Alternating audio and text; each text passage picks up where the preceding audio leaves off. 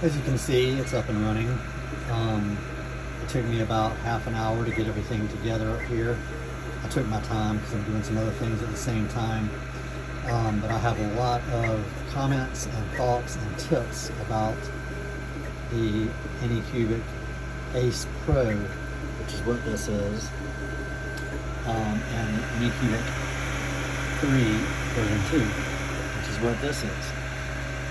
I haven't gone ahead, I didn't go ahead and put the heat brake on it and the new nozzle or the new bed. I'm going to do that next. I just take my time with that, there's no hurry. It's not like I'm printing something super important. My first print is the camera case. There's the camera that came with it. It's just some trash, but there's a screw. It goes right there.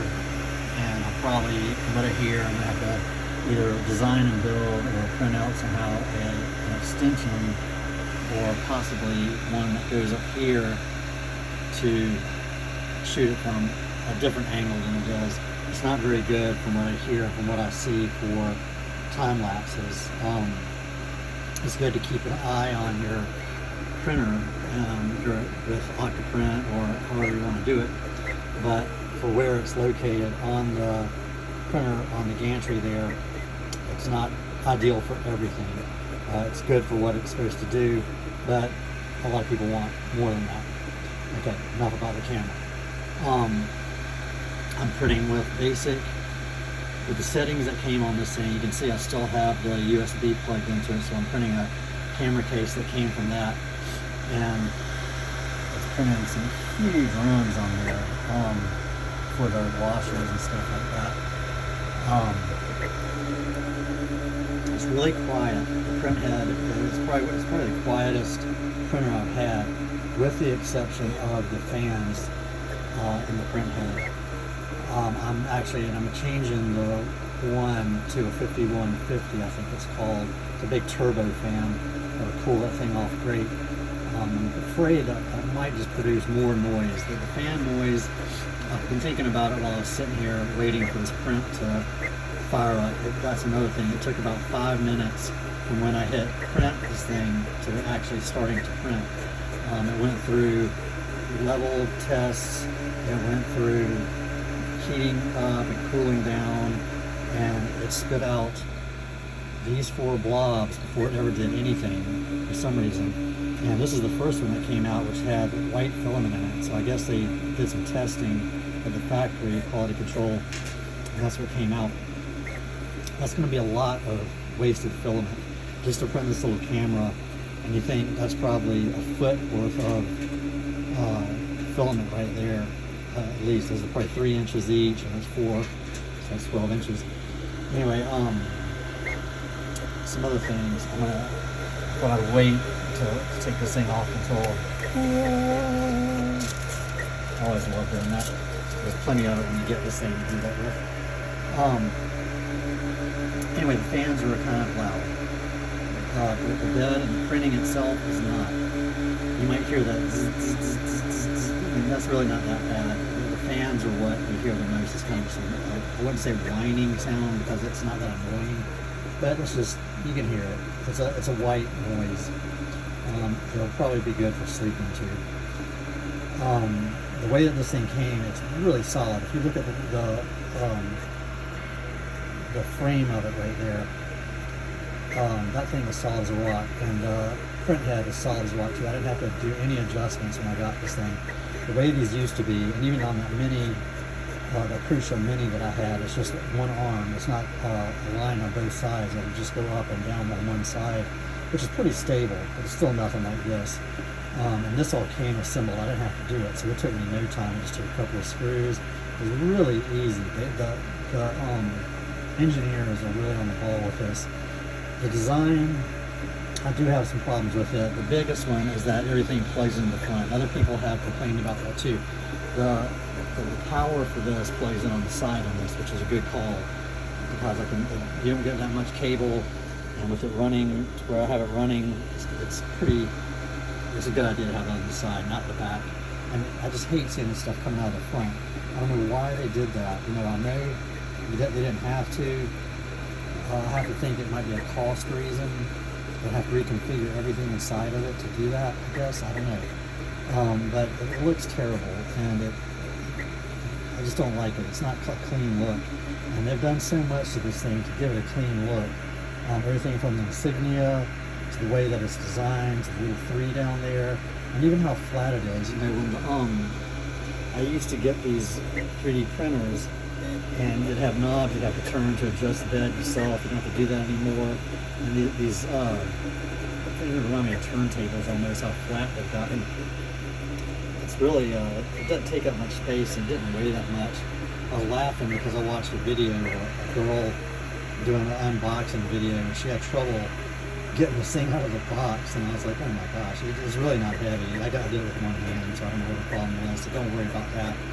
I thought that the footprint of it was bigger than it is. I got the footprint size before it arrived, and I either got it off the website or ChatGPT or something like that. So anyway, I got this huge thing of marble out here on wood, which is really stable. And I love it. It's too big, but that's fine. It gives me a lot of other room to put things, as you can see. So those cables are annoying. Everything's easy to install. It's all designed really, really well. It addresses some of the biggest pain points that people used to have with these things. You had to be so precise with how far you put the PETG cubing in the, PFT tubing down in here. You had to get everything just right, and it does everything for you now. Even with the this thing, which I guess I'll talk about now. I asked ChatGPT if this thing came with an Ace Pro or regular Ace, and it said it came with a regular one, not a Pro. And what the difference was, and I think that's because this is version 2. The other one had a digital printout or digital graphic interface on it itself that you can monitor and do everything. That's all now done on your phone. So you still have that capability. It's just as good, and it's actually more portable. You're not glued to this thing. So that's great. How they fit all this into what they charge, it still boggles my mind on how they make money doing this. This thing's great. You can charge it, drying, the heating time, and all that. You do that via app, or you can do it. I think you can do it via that interface too, the printer itself. But it's really easy. I have Anycubic filament. So there's an RFID card in there that it automatically reads on each spool, and it tells the system the color and how much is on there and everything. And all you do is just stick it in the hole, and that's it. You used to have to string it in there by hand, and it was so picky and finicky. If you wanted to change filament to make a multicolor print, you had to go through all this rigmarole. I used to do it all the time. You had to stop things on certain layers and do all this mess and purge it just like this thing does, with all these. You can fiddle with the settings to reduce all these creeps, as everybody loves to call them. I think they just like saying that word. But this waste, I need to do something about that. I can't, I'll be going through these things like nobody's business otherwise. So this thing is it just takes care of everything yourself. It prolongs the life of your filament. You need that. If you live somewhere where it's wet, like right here, it's great. I've got a real moisture problem because I live near water, and that's going to help a lot. And it's just so easy. I can't even believe it. And all 4 of the feed into the print head. It started up, no problem. I had firmware to update for the software for the printer and for the Ace. No big deal. It was all done via interface on there. You control everything via app, which I kind of like. This interface has a wide bezel. Some people don't like that. I don't really care. You can print out custom bezels to go over it. Bezels, I guess you say. But you don't really use this thing that much. You use your phone probably more than you're going to be using this, I would imagine. This is my very first print on it, so we'll see. What else about this? It has a vibrating mode. I have to check for vibrations, like if you move it and things like that, to make sure that nothing's out of kilter. And you should do that every few months too. There's some maintenance you got to do, like lubing. It sends you some lube in the box. just to lube some of these screws and that gantry up there and things like that you need to do. Just with everything, you got to take care of it if you want it to last. Otherwise, it'll be neglected. One thing I do like about one other reason I haven't changed out that that pad for this one is because if you look at this, it's amazing. It's custom fit so that there's a white stripe. There's like a strip right there where the nozzle will wipe onto to get crud off, and this thing fits around it perfectly. That one, the new one doesn't. It also has these holes right there. You see it while this thing's jumping around. It has these little triangle holes where you can hang these things. If you have a collection of them, you can hang them up, or you can build a 3D print something it'll hold that attached to it. And it has everything printed out. What kind of who makes it. And you can put on your own little initials where you want to there. That's pretty cool. So I do like this. That's supposed to be an upgrade, that sheet. So we'll see. I'll try it once I get my feet wet on this thing. One other thing was that FedEx delivered this, and they dropped it, or they threw it, or something. I know it didn't happen at Anycubic. I know it wasn't their fault, but when I was messing with this, trying to screw the catcher on down here, right here, it has one screw that goes in from the bottom, one that goes in from the back. There's an 8 millimeter that goes in from the back. Just make sure you get those not backwards. It's also a fine thread screw. It has a coarse thread, almost auto self-tapping screw that goes in the bottom.